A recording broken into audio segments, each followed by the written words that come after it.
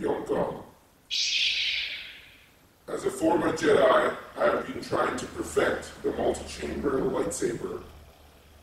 And over the years, I have finally mastered this process, allowing me to change the color of my lightsaber as I wish.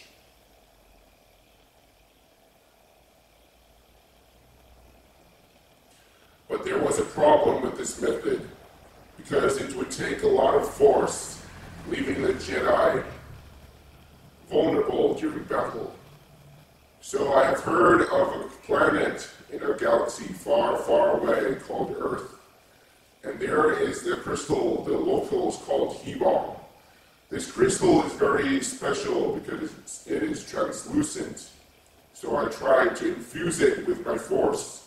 But the first time I did it in the cave, I failed miserably and it put me in a concussion.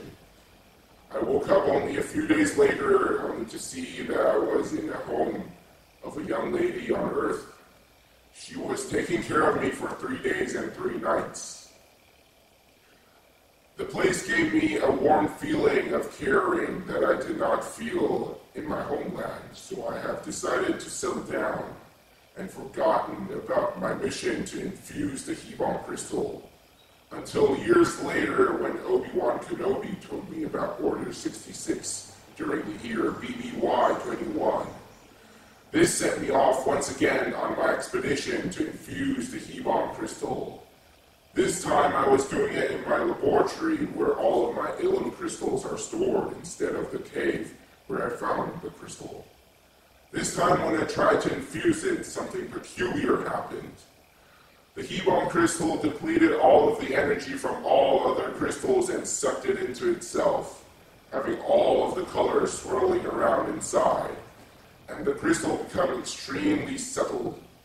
All force I tried to put inside wouldn't go in, so I decided to put it into my lightsaber, and it turns out that over the years, under the Earth, it gave it a DNA spiraling-like shape, which gave it the power, like plasma rifles and pistols, that gave it the power to shoot lasers, like so.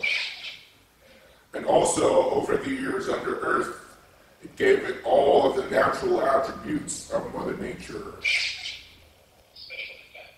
like fire, lightning, and freezing.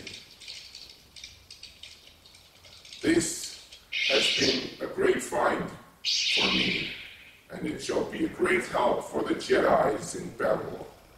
This will be an immense power, and it cannot fall into the wrong